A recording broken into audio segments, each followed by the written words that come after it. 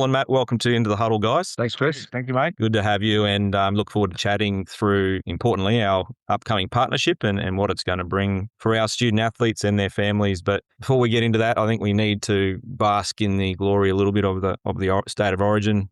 Only 2 days after that, we've got with all of our New South Wales listeners, I think we need to make mention of it, Matt. Pretty good night. Yes, mate. Very good night as a Queenslander. Very lucky to go down there and be a part of it, experience there at the MCG and wear some good seats. And, it's obviously one of those games that we hadn't won there since 1995. So to get the win down there was awesome. And the way we went about the business was even better to watch. I was hoping we were going to get to 50, but it was a great game. Also, us Queenslanders, we had to put that performance in. And I think, coming out of Suncorp and just hearing the way that media are talking, even some New South Wales supporters, etc., that are in the media, they're not talking too highly of New South Wales and the team. So, which is all part of it. It's all part of the spectacle it is. So, very looking forward to heading into Suncorp Stadium and watching the cider. Does that mean you did win a game in Melbourne?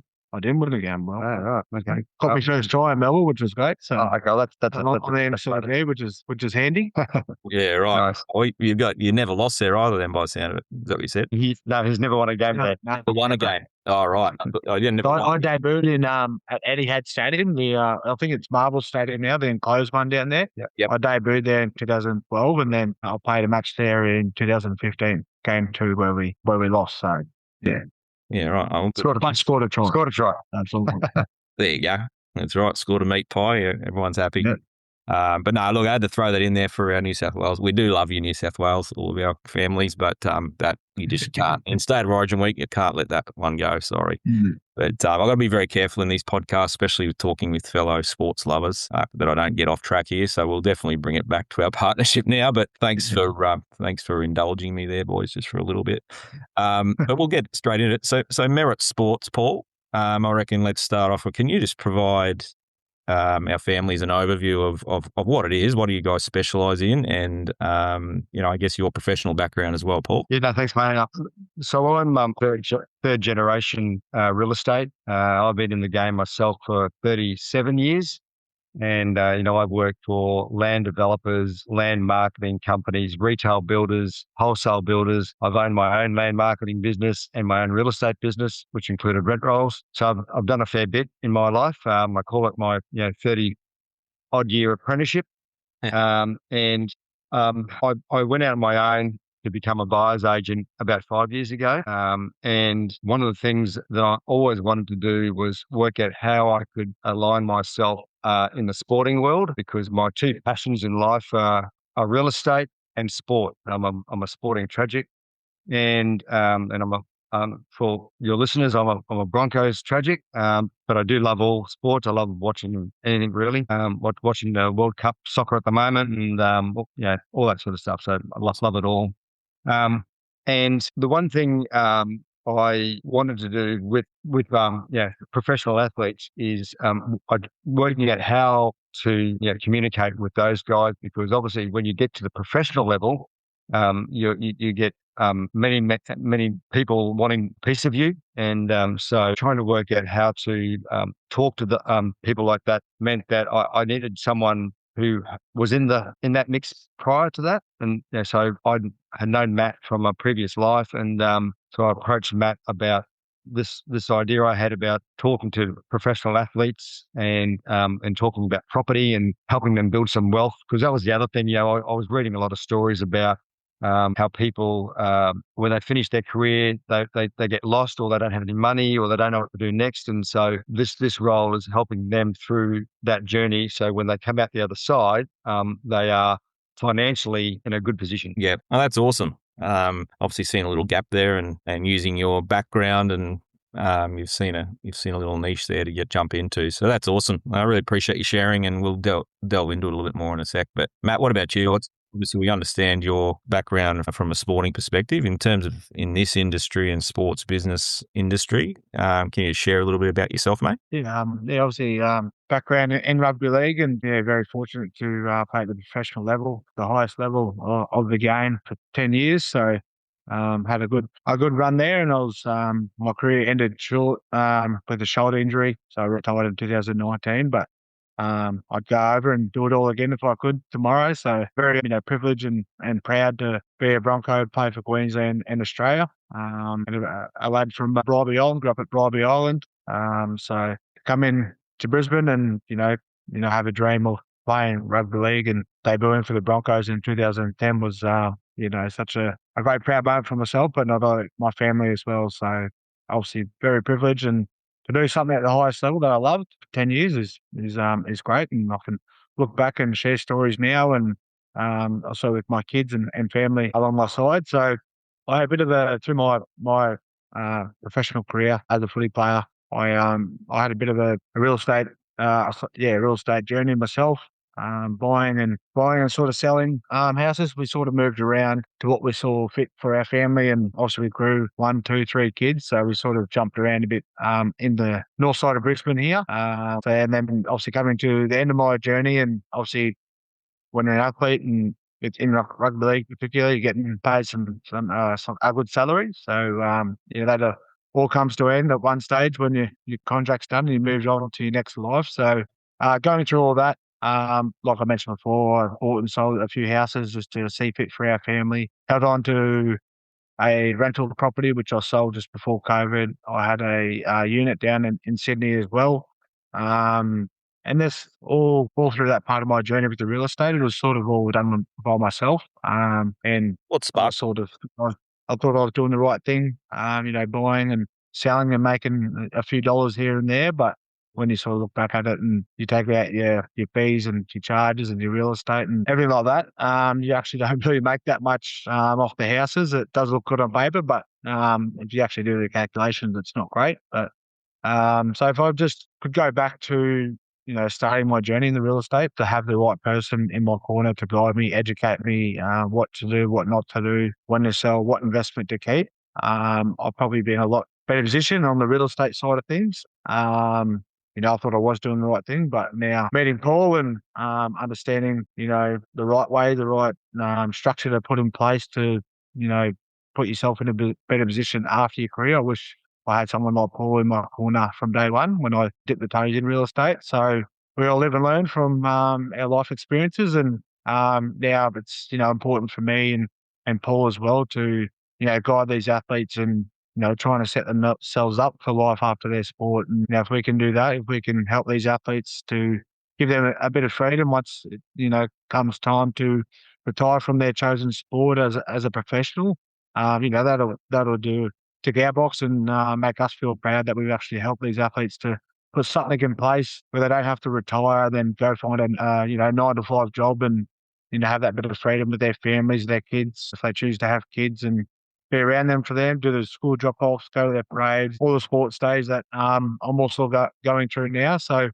if we could set up something on the side while they're obviously ticking away and doing what they want to do on the footy field, the athletics field, on the golf course, whatever they choose, and whatever their profession is, we want to have them in our corner so we can guide them to set up some financial freedom after their sport. And along that journey is also mentoring and having a bit of a distraction away from their sport. I think is very important for athletes, not just to be honed in on your sport and thinking always I've just got to be rugby league. You live and breathe it. It just mentally drains you. So if we can be a distraction for them and have a bit of a focus outside of their sport, that's what we're here for to do. And we understand and I appreciate that, people aren't going to always want to, be involved with Paul and I in land and house packages, but, we're very open to conversations and trying to help these athletes, and obviously their families as well. We do have, young athletes that are a bit unsure of the big world, and obviously what Paul mentioned about before when, you get in the spotlight, people want to have a take you, and you've got to put the right people in your corner to trust, and that's what Paul and I are here for. Yeah, no, that's awesome, Matt and Paul. It's really good to hear your background. Basically, if I summarize that, you really want to help people, right? At the end of the day, and you want to make sure, I guess from a professional athlete point of view, they're getting well looked after. But I like the point you made about distracting them. I think that's really important. I think we don't work with professional athletes on a daily basis. We're working with young amateurs who are hoping to be professionals and get their degrees in America and whatnot. And I think there's a lot of similarity in a way that, I certainly know from experience. You go to America and you've got a fairly unreal life. You've had a 10-year football career where you've got massage, physio, you get told when to train, when to be at the airport, when to be there, and it's all kind of very systematic and routine, I suppose. And then you get out, not only from a financial standpoint planning, but planning for life after sport. And I think it's the same for our kids. Our big ticket item, obviously, is our kids going over for a scholarship and having this amazing experience. But there's a transition out of it too, which intrigues me. So there's a mentoring side of it too. I think preparation for life after it, which we'll talk about as we go along here today as well. So that was a bit that intrigued me. I think distracting. Like what always intrigued me about some league players, and a tennis background, as you know. So Ash Barty, I think, was really interesting in that tennis didn't define her. So she was almost excited to retire, even though she got allowed it. She was excited for what's next, and I think that's really important. So, but you're not going to be excited if you don't know what you're doing and you don't have a plan and you don't have some other interests, as you said. So, I think that's really interesting. Something we can talk about a little bit in a moment. So, but I think if we relate that to what we do with our student athletes, in America at the moment, there's a growing opportunity for these kids to actually earn. Not sure if you're familiar with the NCAA in the US, but there's athletes over there earning $1 million a year to compete as amateurs. Right, in football in particular, American football, and it's sort of starting to feed into golf and tennis and basketball and a few other sports that we work with. So it makes sense for us to provide expert advice to them via you guys, which is where you guys come in. So that's our perspective. I think that's one of the huge benefits and alignments we have with you guys. And I guess from your perspective, if we sort of relate to your backgrounds and knowing what we do, from your perspective, I guess, Paul, what drew you to working with us and collaborating in this way as well? Look, I think our paths, Chris, are same but different. I mean, we are very big on helping people through that development phase, like coming into whatever chosen sport they want to do at a young age, because that's the time for them to educate them on getting their team around them. Yeah. Because if they get that team around them now, then they don't need to be distracted by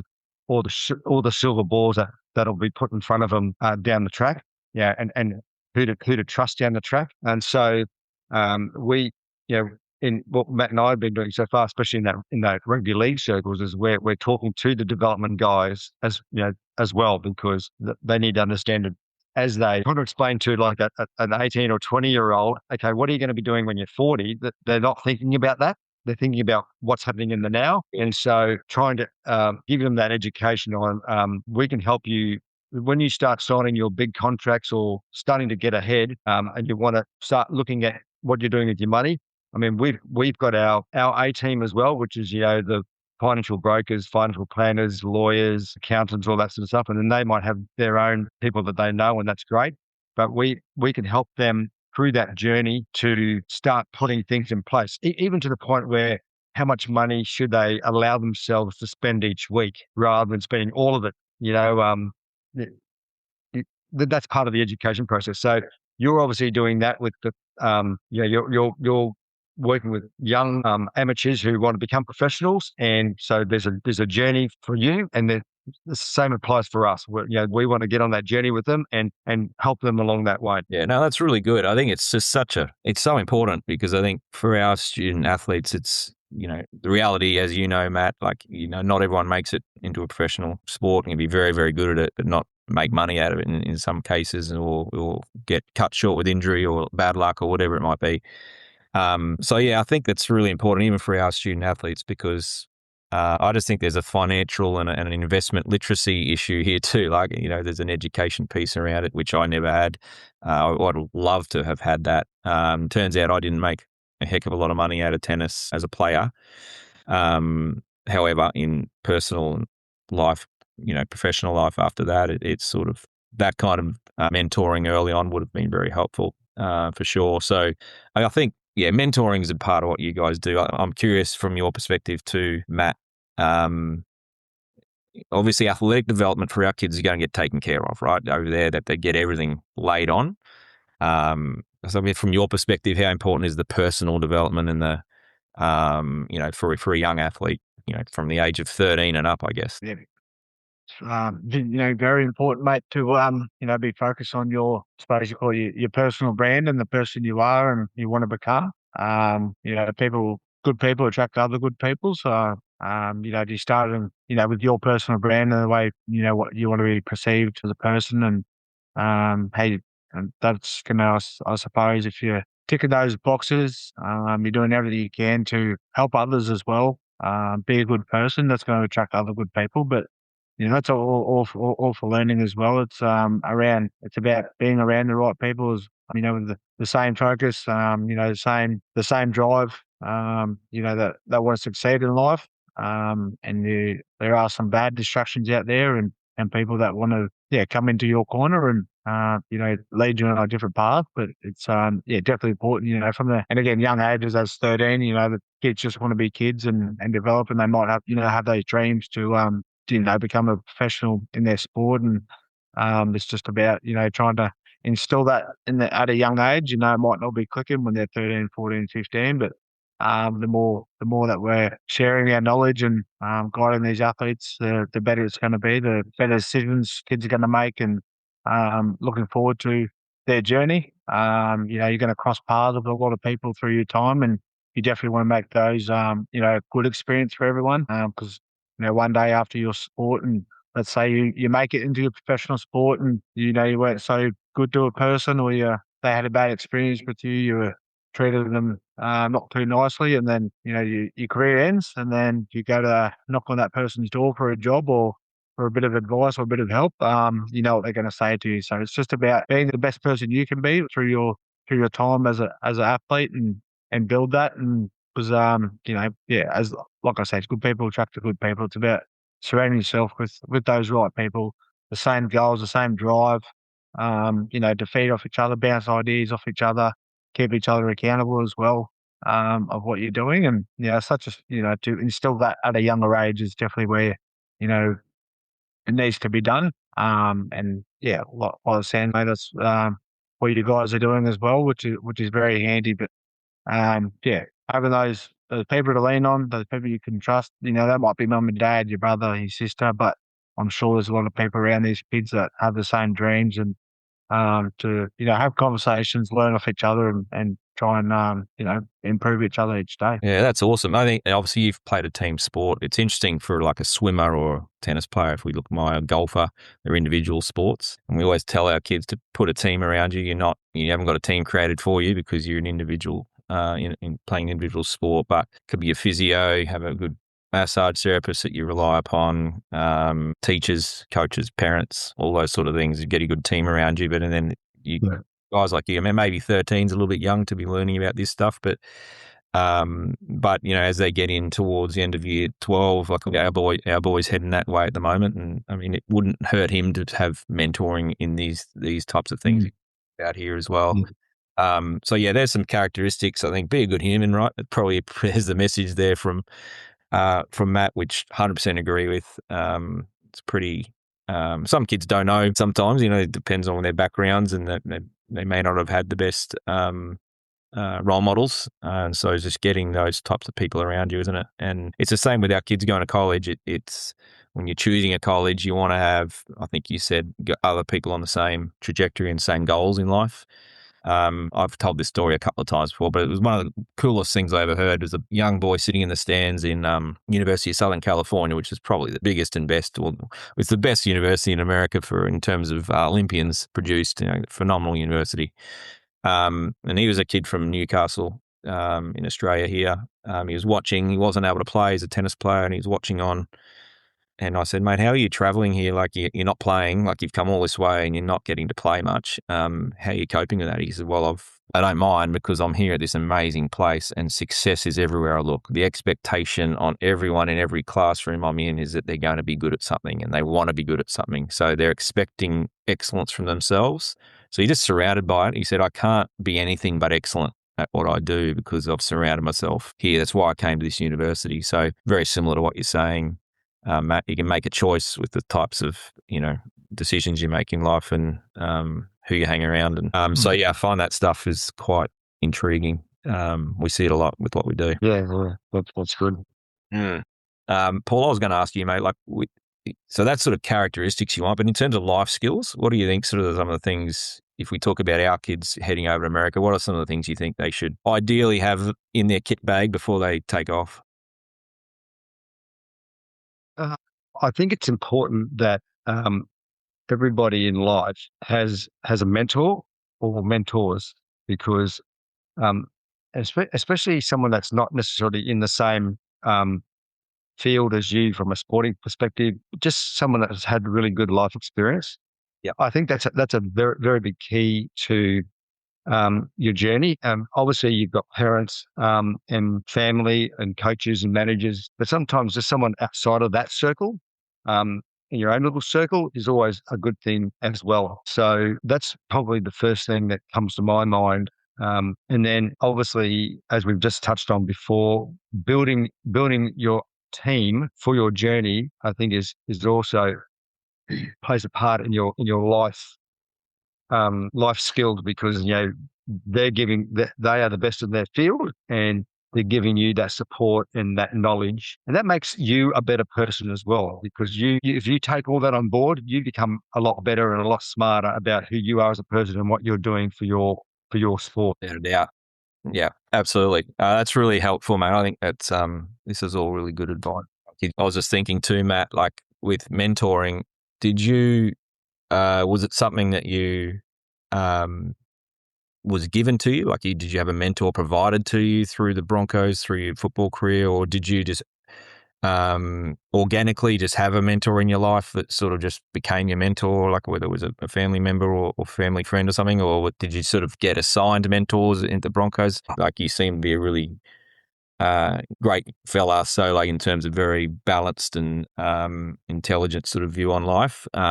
So how did that come about? Was it something natural for you? Did you have mentors helping with that, or was it sort of set up for you within the Broncos? Sort of, I suppose not set up within the Broncos. Obviously, we're a team sport, so we've got a lot of, when you come into first grade and first come into squads and teams, you're always going to have those senior leaders in your group. Yep. And then also your coach as well, and coaches. I think it's definitely was, for me coming into the system of the Broncos and leaning on the senior players, they went out of their way to sort of sit down, have conversations with you as well, and obviously about rugby league and how to be better and do the right things, and also just watching them through their actions, how they treat others, not just in our environment, but our fans, our members, our staff at the Broncos from the top down. So for me, it was watching our senior players and their behaviours and traits around the club, and hearing stories about the Broncos' history and the past players was very important as well. And a lot of high standards there at the Broncos, as there is across the rugby league world and teams. There's such a rich history there at the Broncos, and that was fed through our senior leaders, and which was very important, obviously, for young kids to come through and, with a dream to play for the Broncos. It was understanding the players that have worn the jersey before you and respecting that and playing for them as well, which was a big thing. And but yeah, just having, learning from people that had played the game, as well as my coaches as well, just learning, what works for them, what they've seen across their time as coaches, and what they've, tried to instill. And, Wayne Bennett, I was coached by him, when he came back to the Bronx in 2015. And, he was just he's a great man manager. We all hear how good he is at that. He gets two great assistant coaches to do, the detailed coaching, on the park. But Wayne obviously definitely had the last word. But just to, I learned from him about those distractions, about just getting away from sport. And when you're on the way home from training, yes, have a bit of self-reflection. But the moment you get home, it's forget about footy. It's about focusing on what you want to enjoy in your life. And which is a big one for me, because you can get, when you're not playing too well or things aren't going right, you try and think of answers. You try and, overcomplicate things in your head. You're always thinking rugby league. What did I do wrong? What did I do right? So just, again, learning from people along my road, my journey. The senior leaders, a big part of that. And, as well as, my dad loved rugby league. So he was always a good sounding board to, very honest with performances and etc.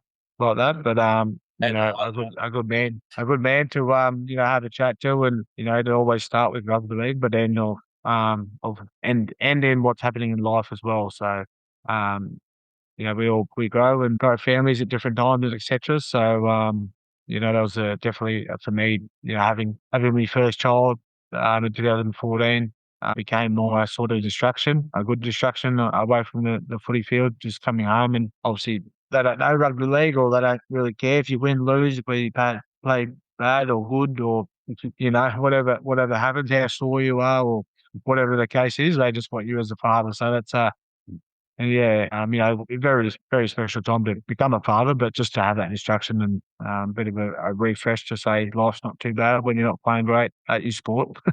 Yeah, absolutely. It's hard to hard to get out of that zone, though, isn't it? And you sort of self-appraising yourself if things aren't going well. But no, that's really good. I think just to lean on both of your experience, just for a couple more sort of topics here, and then I want to just talk a bit about the planning side of things and career planning and that sort of thing. But yeah, just quickly, I guess from your perspective. Again, Matt, I'll just lean on you on this one. Just with what we see a lot with our student athletes is, and again, you would have seen it, and you would have seen it too, Paul, with young athletes with high expectations on themselves, maybe realistic and maybe unrealistic in some cases. I'm going to go play for Australia, or for what we see, I want to go to UCLA and I want to get a full scholarship, and their level may not be where that's heading. So how can athletes, I guess this is probably some advice to give for parents and for athletes as well, like how can athletes balance that ambition, with realistic expectations along the way when they're making their goals, do you think, as athletes? I think it's obviously, the end result is, becoming a professional in their sport. So it's just, having a look at that and having a good understanding of what's required to reach their goal, and just having those steps and those little goals along the way. Because obviously, you've just got the goal to become professional golf player. Like, what does that look like? What is that broken down to? Have you done a bit of research of, what's required to reach, becoming a professional in golf? Have you had chats to people that have, reached there or at that stage at the time, reaching out to people that are in that profession and, understanding, what's required, what do I need to work on, what's some pointers. I think it's very important as well. And, they might have that conversation with someone that's made it through the profession and still playing, and give some good hints and advice. But it's definitely, I think, just breaking it down to what's needed, and just breaking those barriers every step, going through that process, knowing that you're doing your best you can to reach your end goal, and understanding that if it doesn't happen, and you do come with that comes disappointment, but as long as you're stepping in the right direction, you're ticking every little box you can to better yourself, to reaching that goal one day. It's at the end of the day, you look back and say, I've done everything I can, and not look back and go, I should have done this, or I should have done what this professional told me to do along the way. And just resetting those goals, circumstances change all the time, and it's very important to adjust your goals and refocus. So doing that, I suppose, yearly as well. You know your end goal, but again, circumstances change in your life. So just resetting those goals and making sure you're just ticking that. Those little things are going to matter by the time you reach the end. But just again, I think resetting those goals, having that clear focus, making sure your family, your partner are aware of your goals and your steps, and they can understand that as well. It's just not all put on you. I suppose that puts a bit of accountability on the athletes as well, to say, or mum to check in, or your brother to check on, or your manager, or your coach, or whoever it is, just to share what you're doing and what your vision is and what your steps are to reach your goal. So then again, you've got a bit of accountability there, as opposed to just to put that pressure on yourself as well, to become the best, which they obviously want to do and strive for. But being open to other people's suggestions as well is very important. And I think a big one would be just to, do that research on some professionals in their chosen sport, or even maybe reaching out to them if they can. I know they'd be quite hard, but I'm sure there's a few platforms or processes there for kids to reach the professional athletes. But yeah, getting advice off them, it might be some advice that they have heard from mum and dad or their coach or manager along the way, but then a professional in their sport comes in and says the same thing. It just might be that little moment and of clarity that they needed. Yeah, no, that's really helpful, mate. That's good insight. I think it's all, and I guess the other thing about goals, it's also okay to fail too, and readjust, as you said. 100%, yes. My son's room the other day to check to see if he's tidied it up, which he hadn't. But I saw on his wall he had some nice little goals that he ticked off, I think, and they're really realistic ones, like small. And as he's ticked the box, ticked. And so I think if you just get used to ticking, make them really attainable and easy ones too, right? Have your big ones that are going to be harder to get to, but if you get a lot of easy ones, you get used to ticking and you feel good about it. You've achieved something. So if you don't achieve something down the track, you're not feeling like a failure, I suppose. That's a big thing, isn't it? It's the same thing in business as it is in sport. Sometimes it's good just to do little chunks to get to where you want to get to, because if you break it right down, because some task might seem onerous, but if you break it down into small steps, you can get there. And the same applies to business. Yep. No, definitely true, isn't it? It's I guess we've all seen it in business as well. And yeah, as you said at the start, Paul, like you got two passions, sport and real estate and business. But they are so related, aren't they? I just want to move just quickly into sort of the planning side of it and careers, and just thinking about our student athletes here as they listen and their families. Like from experience, you go into college in America, it's a whirlwind. You 1 minute you're at the airport, you're saying goodbye to mum and dad, you're nervous, you're excited, and 4 years later you've travelled to, in my case, 32 states of America. You've had 4 years of tennis eligibility. You've played in front of some reasonably good crowds, and you get a lot of positive attention being a young Aussie in America. And all your travel itinerary, your food, your training, your schedule's pretty much by the clock. And then bang, you graduate, and right, it's finished. And I think obviously you can relate to that, Matt. It was reasonably sudden. It was cut short a little bit earlier than you wanted. For some of them, they haven't planned, as we talked about before, beyond the steps and the roar of the crowd. For people like that, it can be tough. Like, that's gone. Now, who am I and what do I want to do, and what are my next steps? I'm pretty passionate about what we've talked about today, about student athletes being prepared for that next step, and transitioning into the workforce or into the professional sports organisation, or even just transitioning back home can be quite hard, and settling back in. I found it a little bit different. Like Australia was a little bit different when I got back. 4 years was for me, it was a long time. But I'm actually just curious on your perspective, Paul, regarding Matt. Obviously, you were there when 2019, when you sort of knew Matt when he finished up. Like how with all sporting careers, they come to an end, one way or another. Like how did you find that Matt managed that transition out of the sport? We're not planning on injuries, right? But certainly unplanned to be finishing at that particular time, I dare say. But how did you find Matt transitioned out of that? Yeah, look, Matt as a stereotypical NRL football player, he is not. With Matt, as you can tell just by the way he carries himself, that like there's no ego. Even me knowing Matt, trying to get out of him, just some of the things that's happened in his football career. You've almost got to squeeze the lemon to try and get it out of him. He doesn't really give too much away. Hopefully I'll break that down one day. But Matt is very unique in the sense that very level-headed. He has told me that his father did instill a lot of great things in him with respect to looking after his family and making sure that he was ready for life after sport. And I'm sure there was an adjustment period for Matt, because he went from playing professional sport to not playing professional sport. But he was ready to go in that aspect of what was the next phase. He basically went into an ambassador role with the Broncos, and now is working with the former Origin greats. And Matt has got other business interests as well, including what we're doing with Merritt Sports. And so Matt very unique in that sense that he has adjusted very well into a new life, and financially it might be a little bit different, but it hasn't. He's got himself a beautiful house. He's married with kids, great, beautiful wife, great kids, and so his adjustment to life that I can see as an outsider looking in has been pretty seamless. I'm sure there's a few bumps along the way, but Matt has survived that transition. And what athletes don't think about, in my opinion, is that even if you have a great career, your career will finish early to mid 30s. Yep. And in Australia, everyone lives to about 80 years of age. So the question is, what are you going to do for the next 45 years of your life?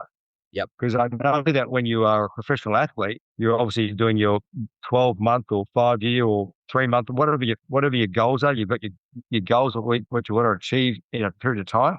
But they're doing those goals while they are professional athletes. Yes. And so obviously when you and I come into the game, we're saying that's great, do all that, but we're also doing this. We're doing this bigger goal setting, which does start now, but it's a longer goal setting. So I feel that there are the minority, and hopefully I'm only speculating here, but there is a minority that do get it right, but there is a majority that I think when they start planning it, they're planning it a bit too late in their professional career. And and I'm talking about people that can play till they're 35, but if you get injured like Matt did, and Matt luckily had played already 10 years, but if you get injured early or you don't get selected or you lose your contract or whatever, and that happens very early in the piece, and we want to make sure that they've got something going on straight away that can protect them. Yeah, and I think if you're in a professional organisation, as we've seen sadly with Jai Arrow, for those listeners who may not know who he is a rugby league player, just diagnosed with MND and reasonably sudden. I guess being a professional organisation, at least you get some arms wrapped around you and opportunities. And, I guess Jarrell Yoye, for me, as a Broncos fan, comes to mind as well. And, sort of get involved in the club and opportunities come about as well, which is great. But yeah, you're right. If they're unplanned, it can come. It's one of those things you don't want to plan for injury. Your mindset needs to be not worried about injury, but you certainly got to have some prospects in place, don't you? I think it's it's really interesting. I think we don't want to plan on. I think I'd be interested just the last point on this, Matt, for you as an athlete. I know for myself, if I was happy off tennis court, and I was on top of my grades and studies and, personal life, relationships, all that sort of stuff were good, I played a lot better. And I dare say if I knew, the hard thing for tennis players is you're making no money mostly. And so, until you make the top 100 in the world. So, until then, you've got to have some other, like if I know that I've got something outside of tennis to look forward to, and I'm working on that whilst I'm trying to be a tennis player, it allows me to be a better tennis player. So for me, that in college, that was actually study, so 3 hours of every morning, every day I was progressing my degree. So when I jumped on the court in the afternoon, I could actually just clear my mind. So I'm just thinking of relating that to you, Matt. I think if that's the other side effect, the positive side effect here is if and you've got things progressing for life after sport, because as Paul said, life after sport's much longer than your life in sport. I dare say play better too, right? That's right, mate. Yeah, it's obviously that transition from retirement or into that new life is very important, and to have a plan in place, to have structures in place to make that one a smooth one. Yep. You see a lot of players and athletes now that come to the end and they don't know what's next because you get stuck in that bubble. You think this isn't going to end. You're in a structured place, like you've mentioned a few times, and told what to wear, where to be, what to pretty much eat. You're looked after. You're pretty much like you're a kid, really. Like you're getting back into 2 or 3 years old, everything's getting done for you, birds on the table, nappy to get in change, everything like that. But Nice. yeah, it's a very structured place as a professional athlete, as you know. But just get away from it. Just go and have a distraction, a happy distraction to make you feel good about yourself. And like you said, mentally, if you're mentally have clarity in your mindset, is definitely going to affect your performance in a positive way. I know myself, if we all have our personal issues, our bad distractions in our lives, and they do distract you from putting our good performance in. So again, it's not about you just going and do what you love all the time. It's probably, maybe having a conversation with, some people that couldn't care less about rugby league, or, they just want to know you as a person and understand you as a person is very important as well. But yeah, just to have that plan in place is not the number one really. It's going to go quick as a professional. It does go so quick when you reach your top and you're in the grind, the daily grind. It definitely goes very fast, and great to look back on that you've had a career. But what are you doing along that time is of your journey to set yourself up life after your chosen sport. But yeah, it's mentioned before about coming into and transition out of rugby league, and I've felt that through my time as a player and as a person, I was a good person. So that has been, one of my things that I'm pretty proud of. I'll talk to people, and like Paul has said, pretty level-headed, and a good person is going to take you a lot further than the opposite. So understand that, and through your journey, be that good person, because that's going to open doors for you when you ask for them to get open for you. So it's a matter of meeting the right people, having those conversations, and I was very lucky to stay on at the Broncos, have become an ambassador, get employed by them for a short stint, and now working at the former Origin grades, and still doing stuff with the Broncos as an ambassador. So I think definitely just be a good person. It's not hard to along your journey. So something you can control, isn't it? It's really good advice. Yes. Yeah. I think let's move on to the partnership here side of things, guys, and just talk more specifics about Merritt Sports and Study and Play USA before we wrap up. I guess what specific benefits do you think our families, like Study and Play USA student athlete families, can expect from the Merritt Sports partnership, Paul? Yeah, so just the quick description of what we do. At every bit of real estate in the world, whether it's residential, commercial, industrial, will always have its pros and cons. Matt and I focus on residential, and we do that through house and land packages. So that's land and new builds. Yep. And we do that all over Australia. That way we're not limited to any one particular market, and we can also work with the player, with their financial planner or their broker, on what sort of entity they want to purchase. So somebody might want something that's negatively geared, or they might want cash flow, or they might want equity uplift, or a combination of both. And so at least following all the different markets can allow us to look at what that might mean for that particular person as we grow. Matt and I are definitely not interested in doing a deal with someone and doing one house. We want them to build their wealth through property, and that is building a portfolio. Yeah. And that portfolio has a diversification of stock around the countryside. The benefits of house and land packages, there's a few. I mean, obviously, you're only paying stamp duty on the land purchase. You obviously getting a brand new build, which means we're generally focusing on growth corridors. So sometimes it's master planned communities that are delivering shopping centres and schools and childcare and medical and transport hubs and all that sort of stuff.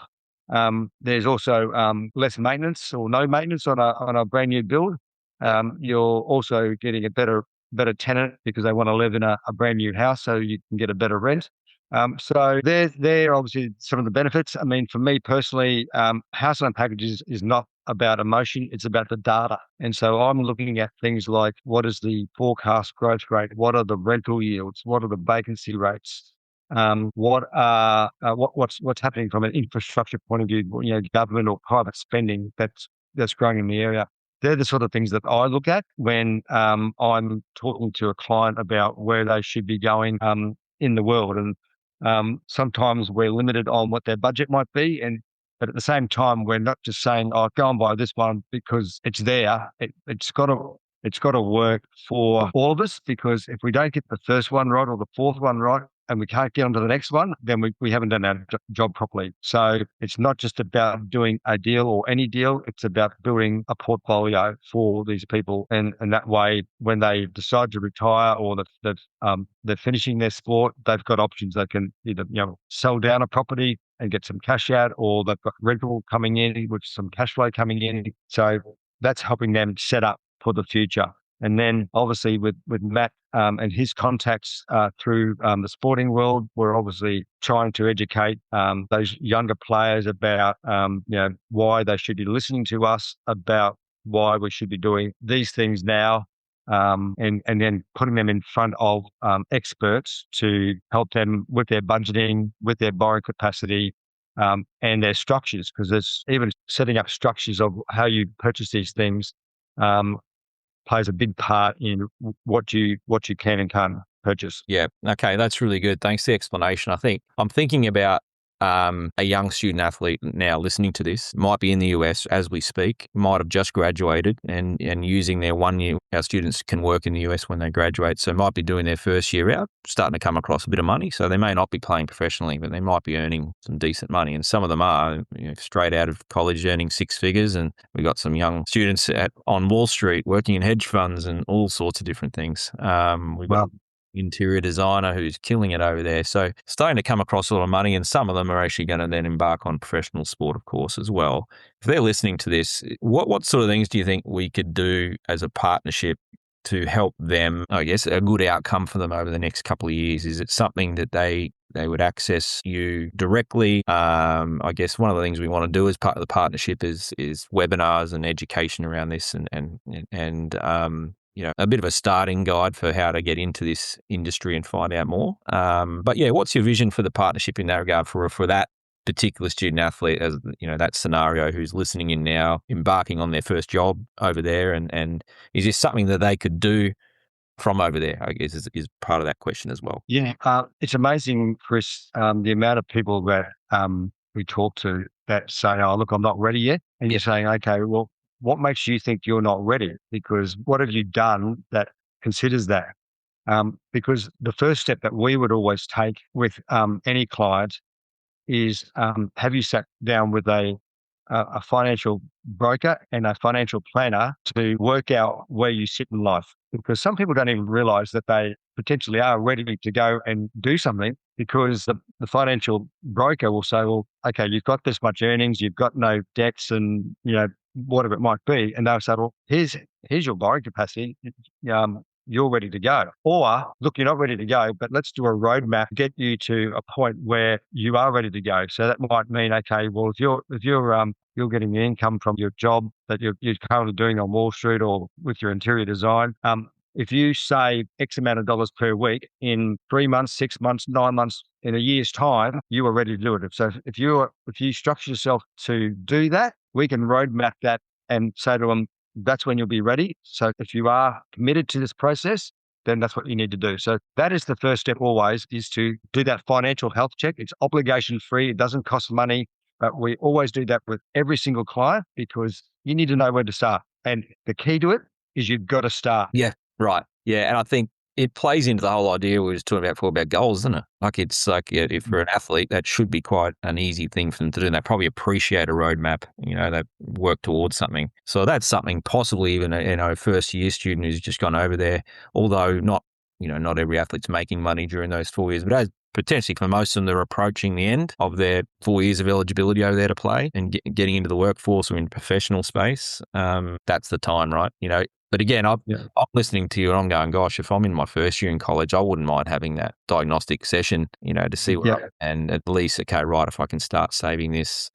So that's really useful. I think that's something as a partnership we can build together and make sure, we're big on education, making sure people are aware of this stuff. So obviously it's past is step one. And I think there's different things we'll look to do for our families to make sure they can access you guys and get some advice. Yeah. And look, I see this a lot with other people that I deal with wearing another hat. They're putting their clients into household packages, and to be fair, the clients are not ready. And then there's issues. Now we've got a shortfall of funds, and we've got to find some money to top that up. And we make sure that we've taken all the steps necessary for anybody to be ready, but at the same time comfortable. Like, at the end of the day, if you're not ready to take that step, that's okay. We're not here to force anybody into doing anything. We're here to obviously help them and give them reassurances as to what they're doing and why they're doing it. But it's at the same time, it's their journey as well. So we're part of that process, and that's, I suppose, the mentoring that Matt and I can offer them as to why they should be doing it. At the end of the day, it's their decision at the end to take that step. Yeah. I have these two philosophies that I work on. We all know the word FOMO, which is the fear of missing out. But there's a lot of people in this world, Chris, that I call fogies, and that's the fear of getting involved. And so I try to educate people about, yes, buying a property, especially if you're doing it from another side of the world, yes, it's going to be daunting and scary, but we are here.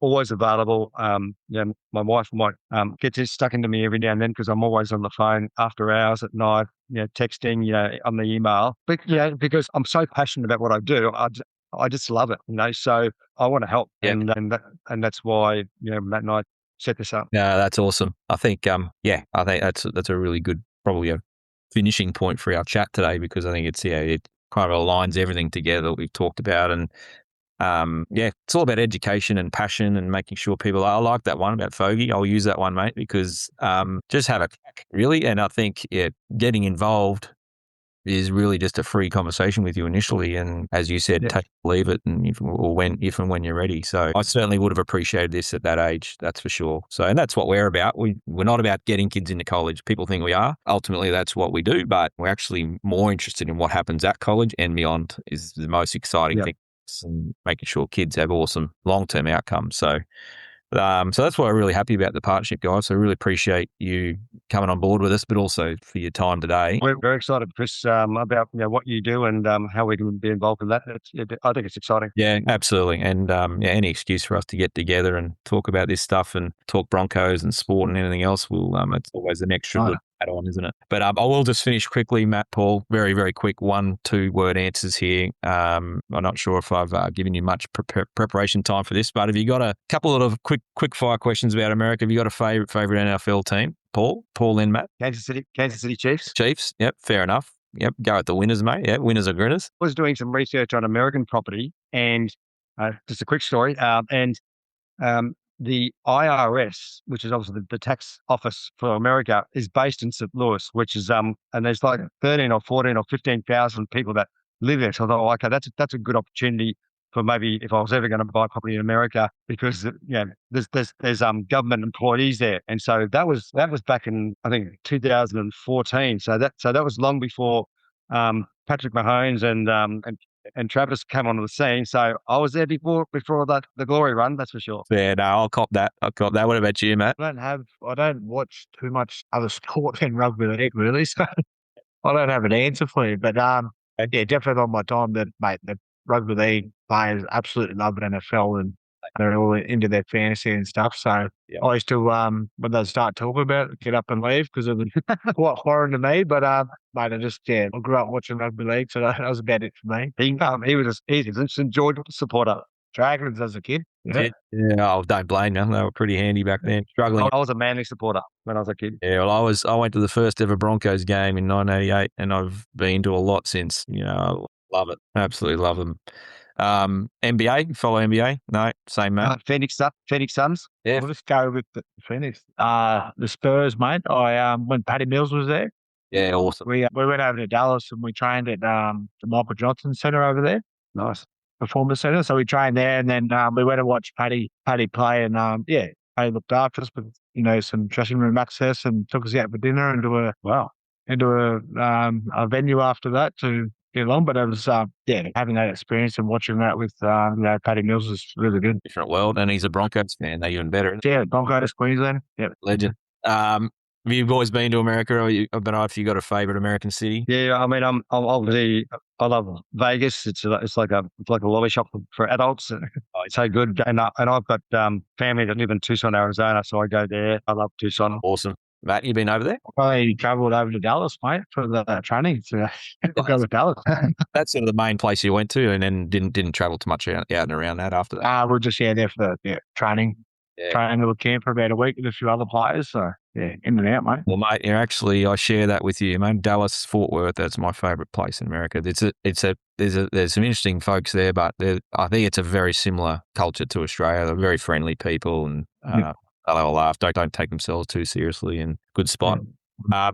But I don't know if you know much about college sport. Most of my last question, boys. What one college, if you could be a young student athlete, might be a hard one for you to answer, Matt, because you've been a leaguey all your life, which they don't have in America. But if you could go to one college that you see on the movies and things like that, what would it be, you reckon, Paul? University of Arizona, go the Wildcats. Fantastic. Just got a young rugby player from Brisbane and another one from Sydney heading to University of Arizona in August. Nice. So I had to go play rugby. Nice. I should have worn my Wildcats hat at the Arizona cap today. Absolutely. Great school. Yeah. I'll give you one to follow. If you like Dallas, Yeah. you probably follow Southern Methodist University in Dallas, which is just phenomenal. Southern Methodist. Right. It's made the SMU I'll Mustangs. get onto it. No. Similar to the Broncos, and they're the Mustangs. So they're but yeah, beautiful place. If you ever get over to Dallas again, that's a campus worth visiting. That's for sure. Perfect, mate. Thanks for the tip. Yeah, no worries. All good. Well, good to chat, fellas. I really appreciate your time. I realise you got to jump off, but we'll definitely be in touch. For our listeners, you can look forward to seeing some information around some upcoming webinars or activations we're going to do with Merritt Sports in the coming months and years. So looking forward to it. And thanks again, boys, for your time today. Thanks, Chris. Thanks for your support, and looking forward to meeting all of your students. Yeah, sounds good. There, look. Thanks, mate. Thank you very much. Thank you. It was a great time, mate. Thank you. Thank you. On you, boys.